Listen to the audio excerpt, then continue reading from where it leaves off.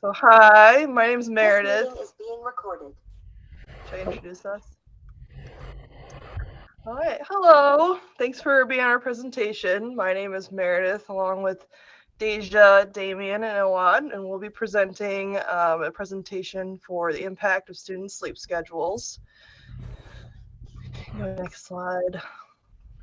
So some background and the importance of sleep deprivation. Sleep deprivation can be a major issue in many college students' lives. It can affect relationships, mental and physical health, and also school performance. So, a study published in the Journal of American College Health found that of 313 students with an average age of 21 years, that more than 33% reported being tired during the day. The authors found no difference between freshmen, sophomores, juniors, and seniors, and also graduate students for time to fall asleep, number of night wakings, or total time slept each night. 58% of these participants reported being tired in the morning, but okay as the day went on. And then students who obtained more sleep had higher GPAs than short sleepers. So there's obviously an issue, especially with American students, with school performance and sleep. And then we also sought to find out some more about this with OSU undergraduate students. So some of our questions are on the page. We looked mostly at amount of daily hours of sleep in a weekday. We wanted to see what if that correlated with age, as well as GPA and credit hours.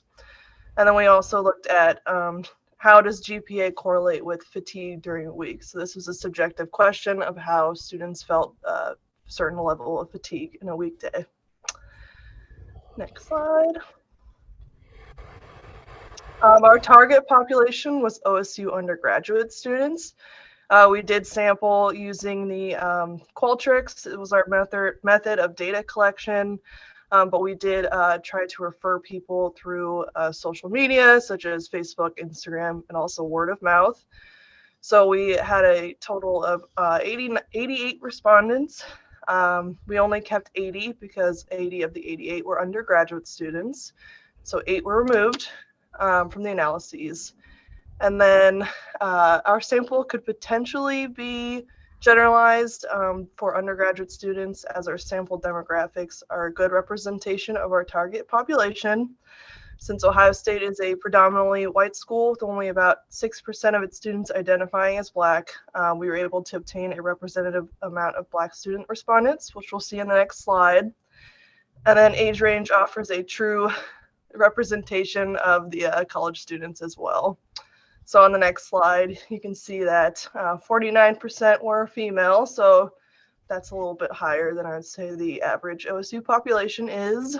And then below that, you can see how race was distributed between our sample respondents as well. And then the mean age is 21.4 years, which is, I would say, pretty accurate for undergraduate students. So these are the next few slides are going to be our survey questions and then the responses. Now I do want to note that these are before the eight respondents were taken out of the analysis because they are not OSU undergraduate students.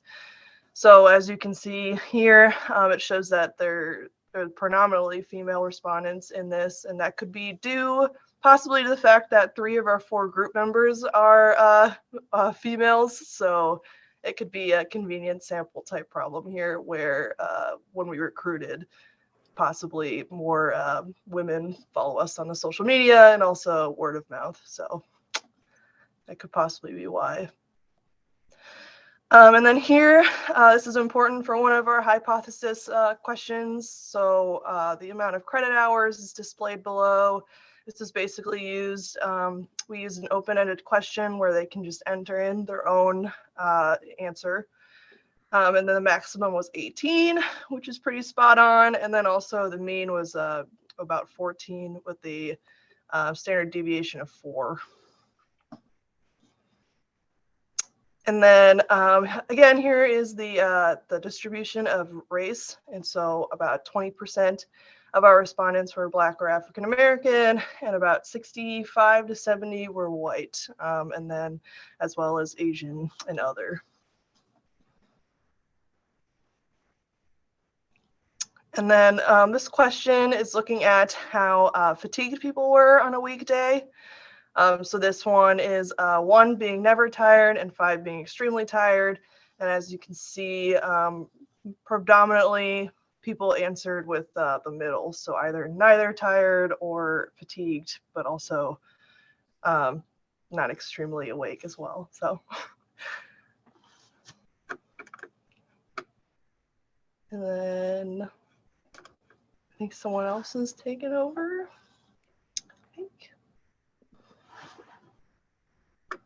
So, I'm so sorry. So then we decided to ask,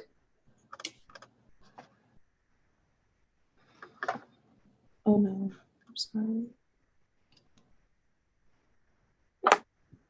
So then on a scale of 1 to 5, 1 being not difficult and 5 being extremely difficult, we asked to describe their level of difficulty concentrating on schoolwork in the past month. A large percentage, or a large group of people did empathize that they were feeling that it was difficult for them to focus on schoolwork in the past month, as well as a large population of respondents saying that they were in the middle, whether being that it wasn't too difficult. And then we had a small, about 10 respondents that said that they felt that it was extremely difficult to focus on school in the last month. And then we also asked, on average, how many days did they feel burnt out due to school or work? And then we defined being burnt out as feeling empty, mentally exhausted, devoid of motivation, or beyond caring. So in this response, we had a large amount, almost 30 people did respond that 5 to 6 days. They felt an average of feeling burnt out due to school. It seemed that more people did experience burnout more often compared to those who were not experiencing this burnout.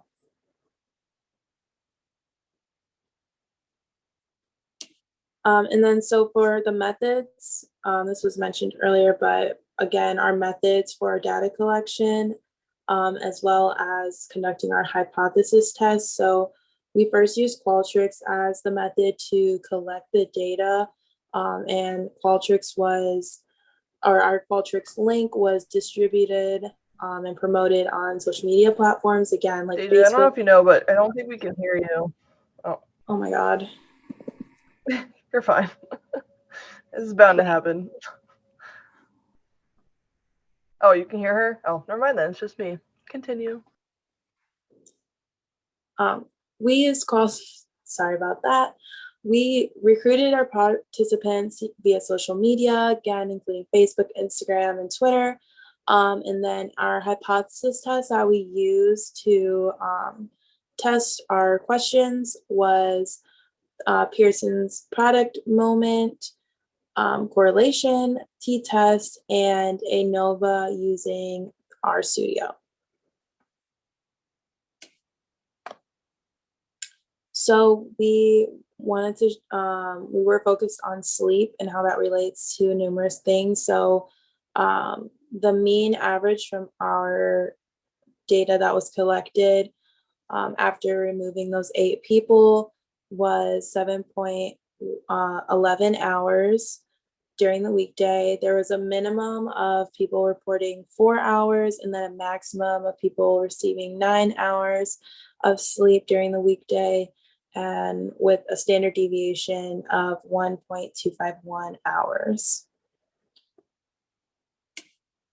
So looking at some of our results from our hypothesis test that we did conduct, one of our first hypothesis tests is, does age correlate with the amount of sleep on a typical weekday?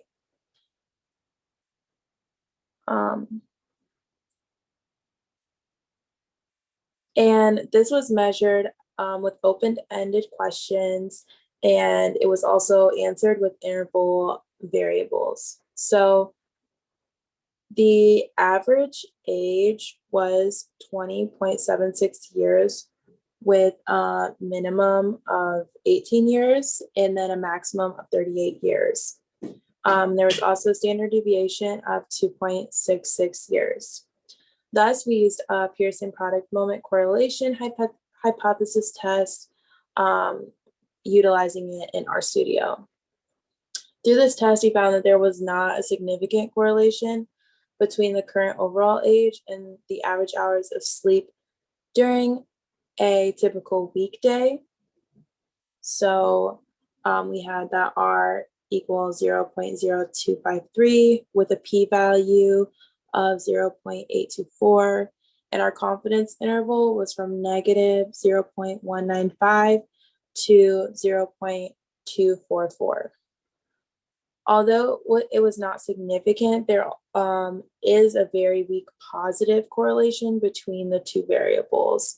Thus, if this relationship was significant, as the age increases, the amount of sleep during an average weekday would also increase.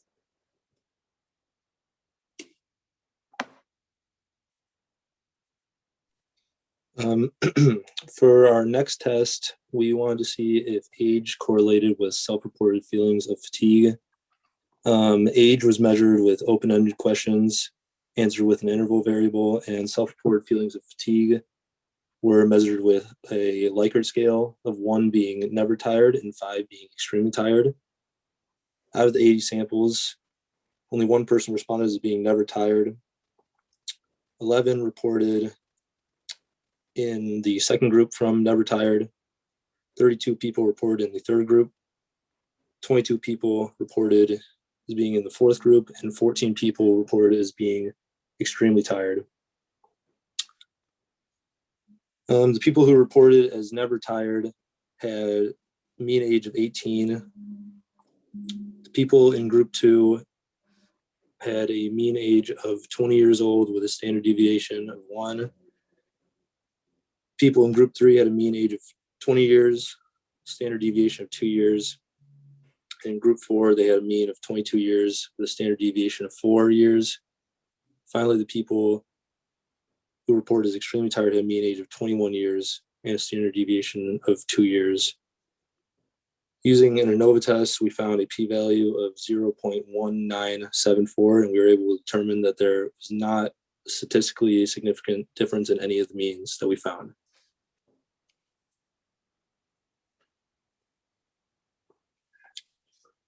Our next test asked if a student's current GPA correlated with the hours of sleep that they get on a weekday. We measured GPA on a 4.0 scale, and hours of sleep were measured with open-ended questions answered with interval variables. We used a Pearson's product moment correlation hypothesis test and found that the average GPA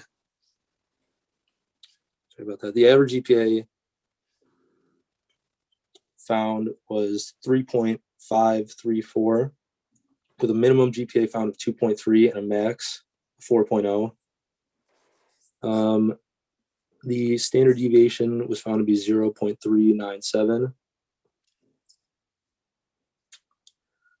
We found that there was not a significant correlation in GPA and hours of sleep in a weekday. Our correlation was negative 0.018, so we found a slight negative correlation. And we had a p-value of 0.874 with a confidence interval of negative 0.0237 to 202, sorry. You go down to the next one. Next, we wanted to see if the number of credit hours an OSU undergraduate student was taken correlates with the hours of sleep that they get on any given weekday. Credit hours and hours of sleep were measured with open-ended questions, and we use a Pearson's product moment correlation hypothesis test to find this data. The average credit hours that undergraduate students were taking at Ohio State was found to be 14.625, with a minimum of 4 credit hours and a maximum of 18. We found a standard deviation of 2.53. It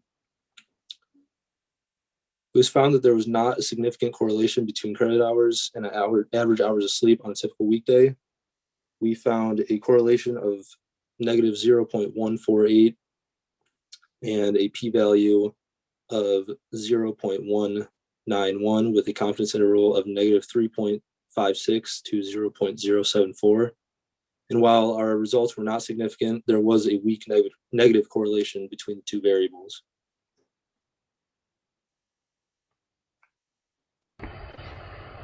Which brings us to our next question. Does GPA correlate with feelings of fatigue during a typical weekday?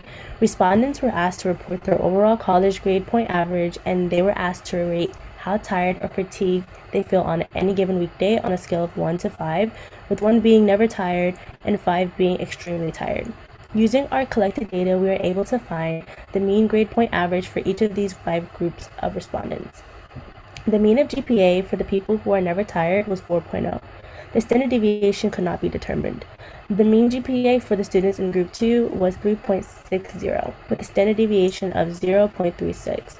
The mean GPA for students in Group 3 was 3.65, with a standard deviation of 0.32.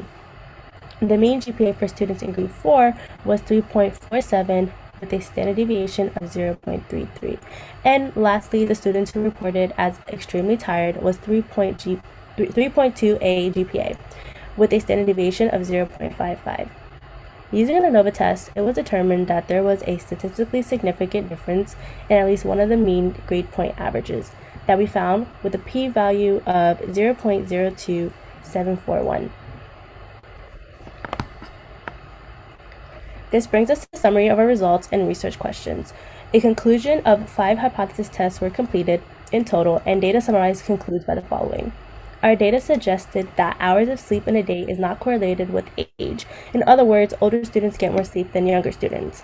We also found that GPA is not related to the amount of sleep an undergraduate student gets in a day.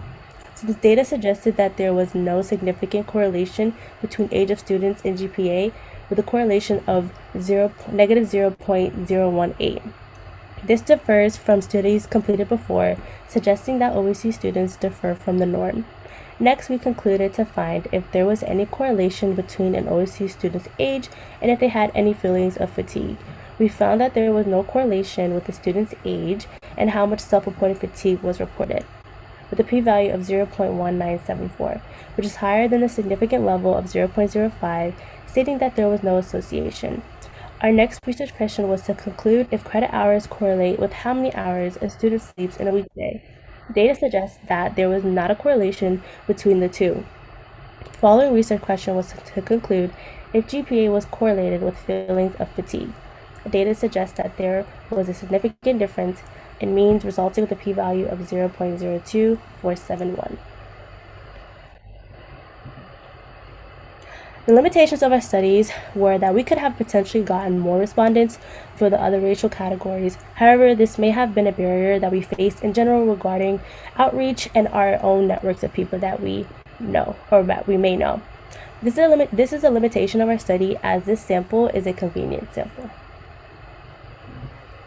Thank you for listening, and this brings us to the end of our presentation.